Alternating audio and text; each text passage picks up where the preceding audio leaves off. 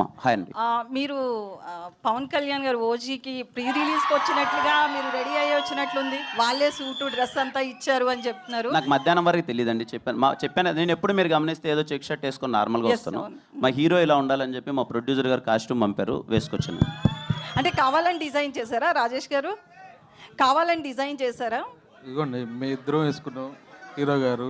Next ఈవెంట్లో మా director గారు అందరం వస్తాం. సో కిరణ్ గారు, మీరు కూడా చాలా కష్టపడి ఇండస్ట్రీలో చాలా ఆటుపోట్లు ఎదుర్కొని ఈ స్థాయికి వచ్చారు. ఒక హీరోగా చాలా కష్టపడి వచ్చారు. లాస్ట్ టైం నేను ఒక ప్రెస్ మీట్లో ప్రదీప్ రంగనాథన్ గారిని ఒక క్వశ్చన్ అడగడం జరిగింది. హీరోగా ఆయన చాలా కష్టపడి వచ్చాడని ఆ కష్టాన్ని చెప్పాలి అనుకున్నాను, కానీ ఆయన్ని డీగ్రేడ్ చేయాలి అనుకోలేదు. ఇప్పుడు మీరు కూడా సేమ్ అట్లనే ఎలాంటి బ్యాక్గ్రౌండ్ లేకుండా ఒక ఇండస్ట్రీలో ఒక సక్సెస్ఫుల్ హీరోగా రన్ అవ్వాలి అంటే అది ఆషామాషి కాదు. మీరు చాలా ఫేస్ చేసి వచ్చారు. ఏం చెప్తారు దాని గురించి ఒక హీరోగా?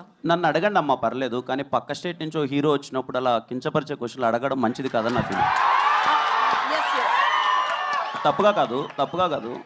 నన్ను అడిగితే మీరు కానీ నేను కానీ మనం అవుతామ్మా. మీరు నన్ను ఒక మాట అన్నా పడతాను, నాకు ఏదైనా ఒక మాట చెప్పినా పడతాను. పక్క స్టేట్ నుంచి ఒక హీరో మన దగ్గరకు వచ్చినప్పుడు మీ లుక్స్ ఇలా ఉన్నాయి ఏంటి అని చెప్పి అలా కించపరచడం అయితే నాకే చాలా బాధగా అనిపించింది. పూర్తిగా విన్నారా కిరణ్ గారు? మీరు క్వశ్చన్ చాలా మంది కట్ చేసి పెడుతున్నారు, అది విన్నారా పూర్తిగా? చాలా మంది జర్నలిస్టులు కూడా ఒక పిఆర్ కంటెంట్ని యాడ్ చేయడం కోసము జర్నలిస్టులో ఎంకరేజ్ చేసి ఏదో చేస్తున్నారు. ఓకే, అదంతా వేరే విషయం.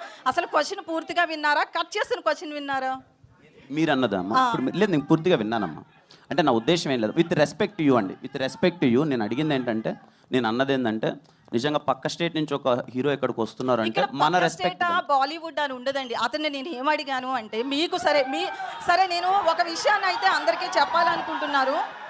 Kiran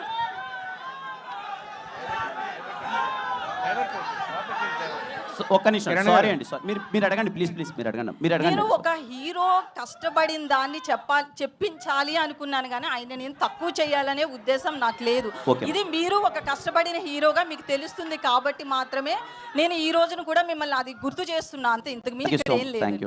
thank you. నరేష్ గారు